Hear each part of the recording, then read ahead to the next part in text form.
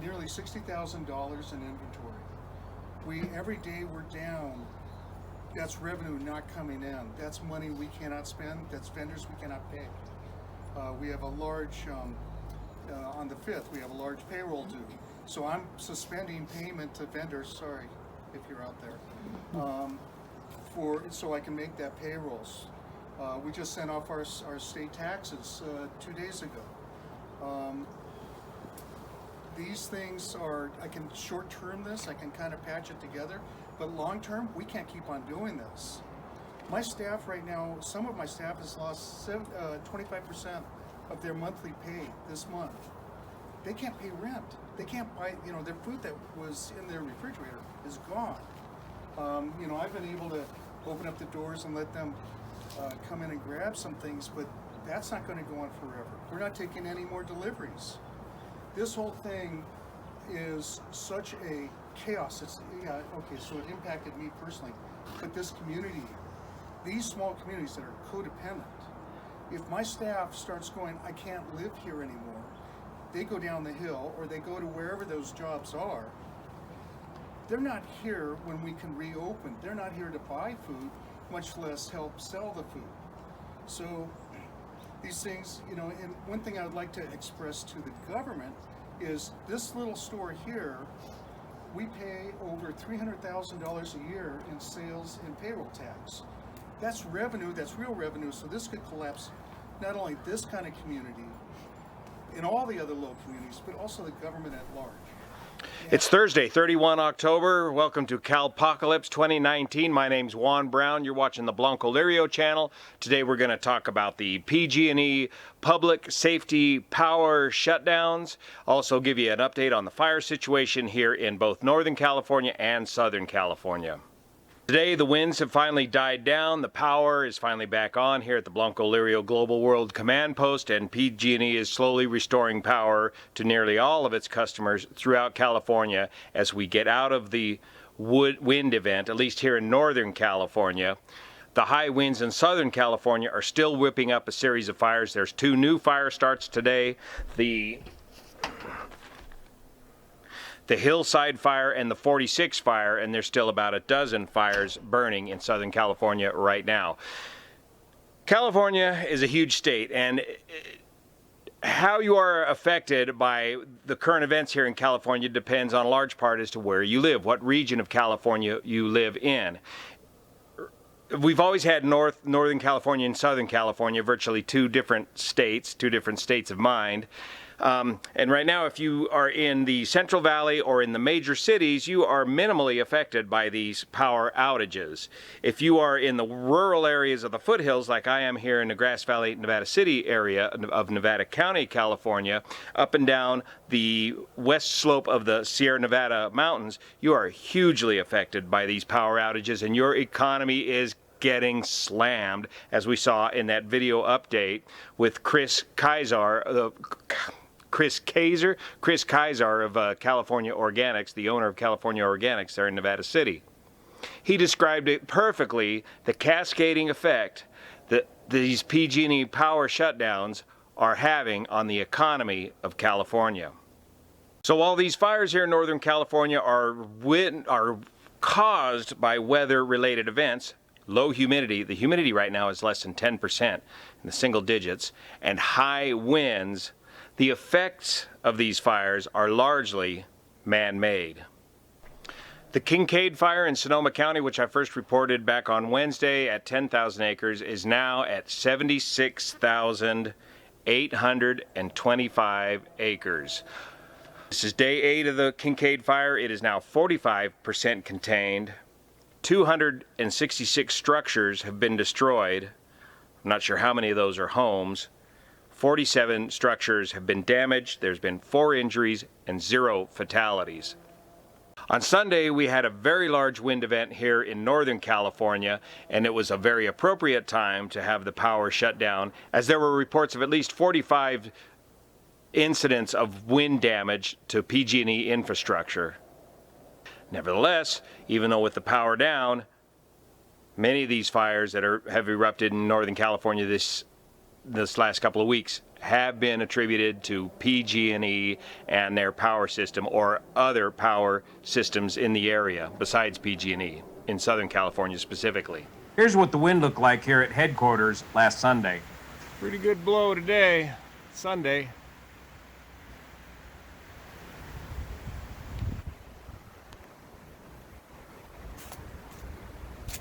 But the Blancolirio garage has survived, which is amazing.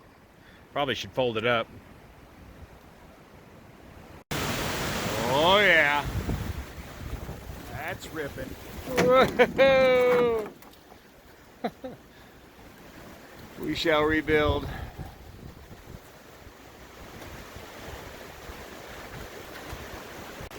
These are exactly the sort of conditions that are ripe for extreme wildfire activity this time of year in this region. Oh yeah. And these sort of conditions make the effective use of air power virtually non-existent. It's too unsafe to fly. A good day to have the power off.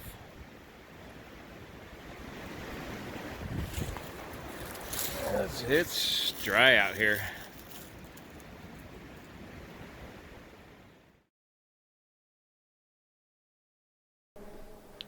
Now let's go into some more details about the Kincade Fire in Sonoma County and draw some similarities between the Kincade Fire this year and the devastating Camp Fire in Paradise, California from last year.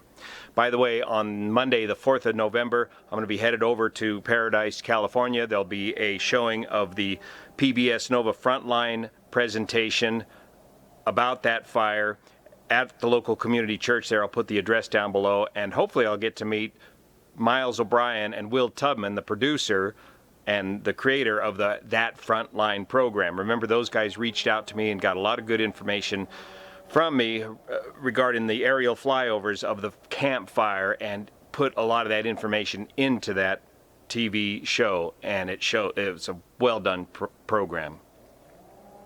So that Kincade Fire started about a week ago. It started overnight, started about 9:30 in the evening. It appears as though this fire was ignited by a high tension transmission line, PG&E transmission line, that was still hot, even though the area of the Kincade Fire was in the middle of a public safety power shutdown. The power was shut down in the area, but by following the rules of the California Public Utilities Commission, the high tension, or the big 230,000 volt transmission lines, were still energized. Apparently, one of the jumpers that jumps the wire over the insulator failed, sending just enough sparks off down below into the dry grass to ignite that fire. This is nearly identical to how the Camp Fire started in Paradise, California last year. This is a picture of the Caribou Palermo high voltage transmission line from the Camp Fire last year in the Feather River Canyon. What's different now between the Kincade Fire and the Camp Fire is, to a large extent, the element of surprise has been removed in the Kincade Fire. Once that fire got going that evening, the wind events kind of settled down a bit, and firefighters were able to begin to start to get a grip on the Kincade Fire and safely evacuate everybody out of the way. The Kincade Fire resulted in the evacuation of over 180,000 people. If you look at the evacuation map here, they evacuated people all the way from the Coast Range all the way out to the coast. 180,000 people, by the way, is about the same number of people that were evacuated when the Oroville spillway failed a couple of years ago. In this graphic, the area in purple shows the mandatory evacuation zones. Under the red area is the actual fire perimeter itself of the Kincaid Fire. And the brown areas show the area of the public safety power shutdown by PG&E. So by getting everybody safely out of the way with an orderly evacuation, unlike what happened in Paradise, because in Paradise that fire hit the town on day one and everybody just had to run for their lives, including first responders. But in the Kincaid Fire, in the case of the Kincaid Fire, while they got everybody out of the way, that allowed firefighters to concentrate on the fire itself and specifically structure protection. As the fire came rolling out of the hills there in Sonoma County and heading down into the valleys where the vineyards are located and where the subdivisions are located, firefighters were able to make a stand at the houses in those leveled areas, or level terrain-wise, and save most all of the houses. As the burning embers blew into those subdivisions, firefighters were able to put out the hot spots and save most, if not nearly all, of the houses in the major subdivisions, particularly in the Windsor area portion of Sonoma County. If the folks had not been evacuated out of that area, firefighters would have had to divert their attention from fighting the fire to saving lives, and that just stretches resources too thin. And once you get into the saving of lives, now you're back to everybody running for their lives because there's not enough resources to effectively fight the fire. So by removing the element of surprise, firefighters were able to get a grip on the Kincaid Fire. 0 fatalities.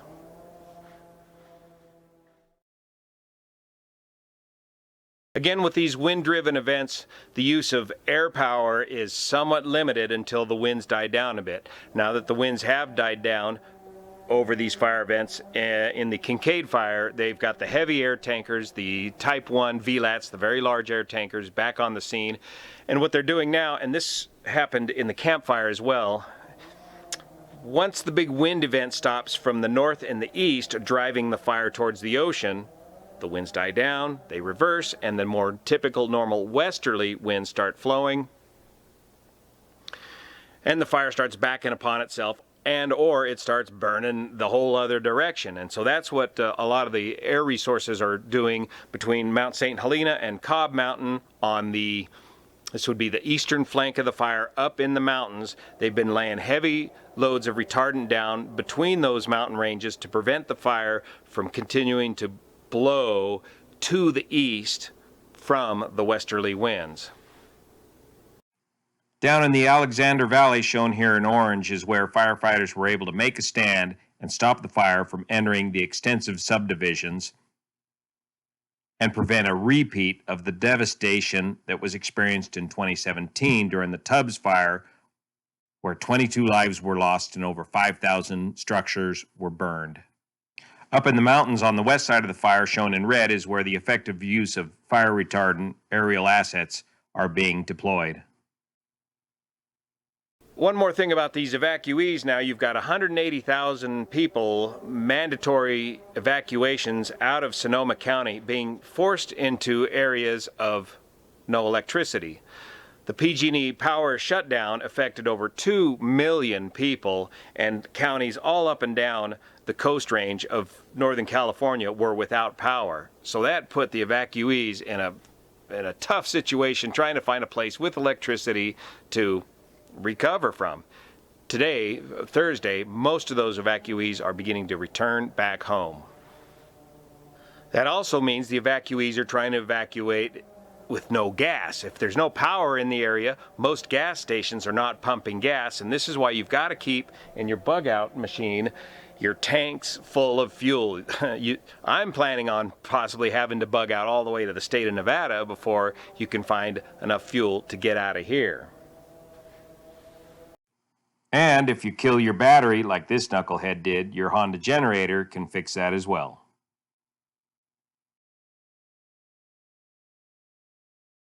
Regarding the PG&E widespread power outages, they're figuring out how to do it. They're still overly cautious, in my opinion, with the shutdowns of power by PG&E, and they have to be overly cautious because of legislation done by our local politicians here in California, particularly when it comes to reverse indemnity.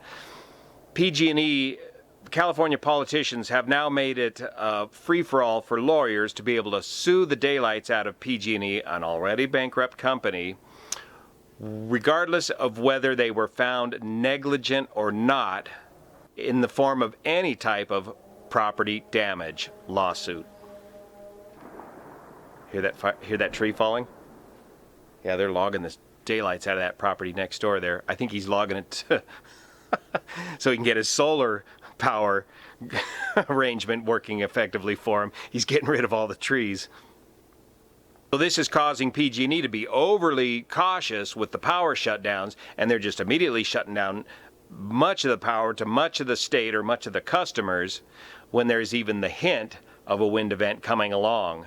And they're doing it prior to the wind event actually occurring. And then, of course, once the wind event passes, once the all clear is signed off, they have to go through and inspect all the thousands of miles of lines that were shut down before they could repower those lines. Now, a common comment we get here on this channel from folks outside the area predominantly is, why don't they bury those power lines? Well, PG&E has over 106,000 miles of overhead transmission lines here in California.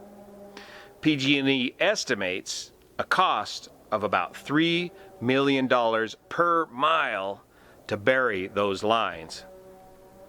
Much of California here in the mountains is solid granite, making it virtually impractical or impossible to bury the lines. If you do that math, it's beyond me, but somebody else has done the math. 16 million customers, 16 million PG&E customers, that would work out to about $18,750 per PG&E customer to bury the lines. But what about the time frame? What does it take to get it done? In Paradise, PG&E is burying the power lines, and it's taking them about 5 years to bury the lines. They're 1 year into it. And that's a total of 75 miles of power line.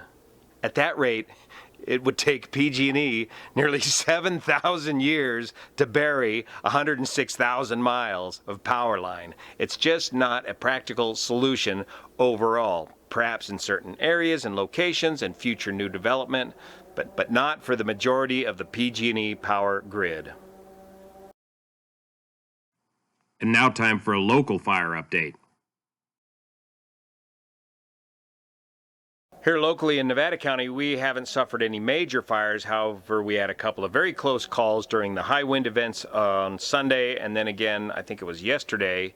One of the weather causes and man-made effects of these wind events at this time of year is, first, the wind event, of course, occurs when we got high pressure over the Pacific, and then a cold front drops down through Idaho, Wyoming, Colorado, well to the east of us. That produces the strong pressure gradient that produces the north winds and very dry conditions here in California.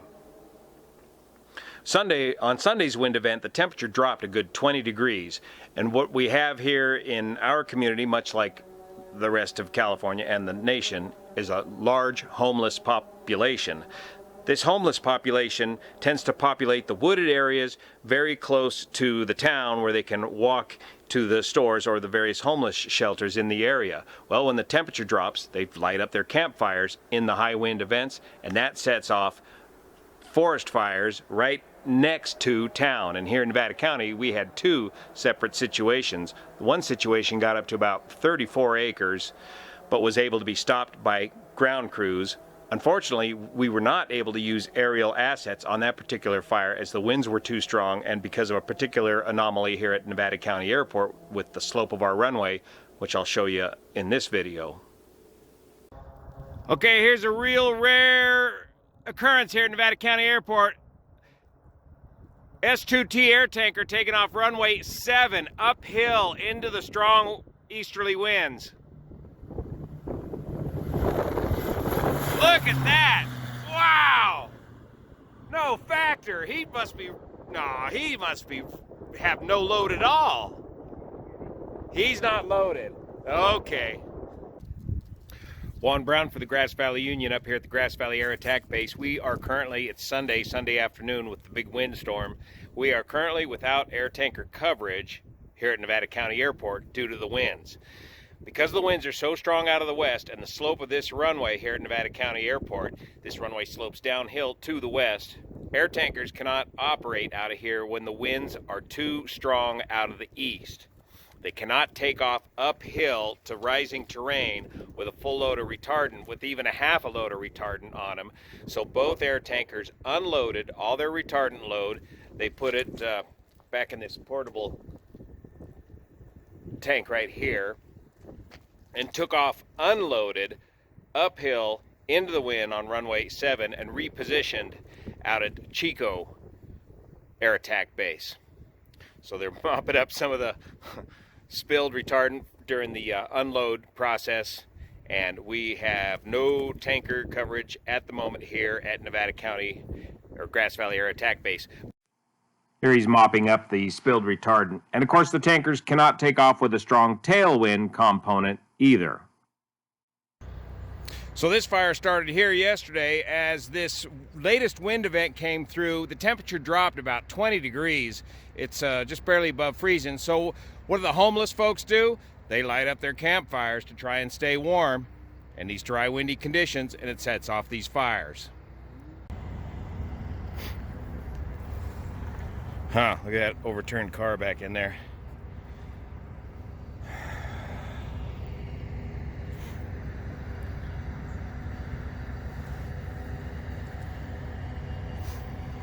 Pretty close to the senior center here.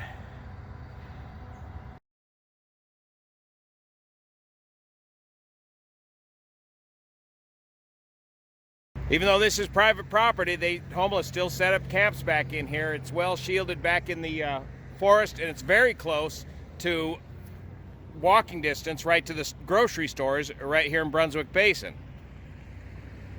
Now here's a good example of some properly treated private property, using a brush masticator, but it's expensive. But nevertheless, people tend to trash it out on the side of the roads here.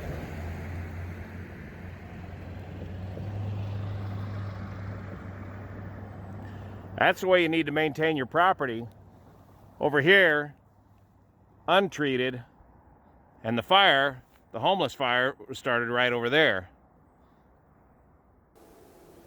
So I hope this gives you a little better update on the current situation in California, both Northern California and Southern California. We'll keep you posted with updates as we get them. Thanks again for your support on Patreon, as most of these videos have been demonetized by YouTube, as that is sad content in their words, and the Patreon folks really help make up the difference of loss of revenue, ad revenue from YouTube. Thank you for your support. See you here.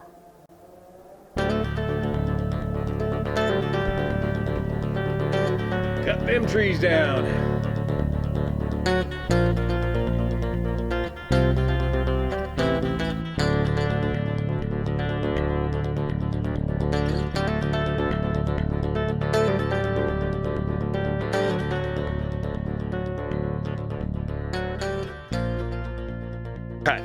Nothing gets you through a public safety power shutdown better than Santa Barbara chocolates. And 9 months later, no telling what might pop up. 9 months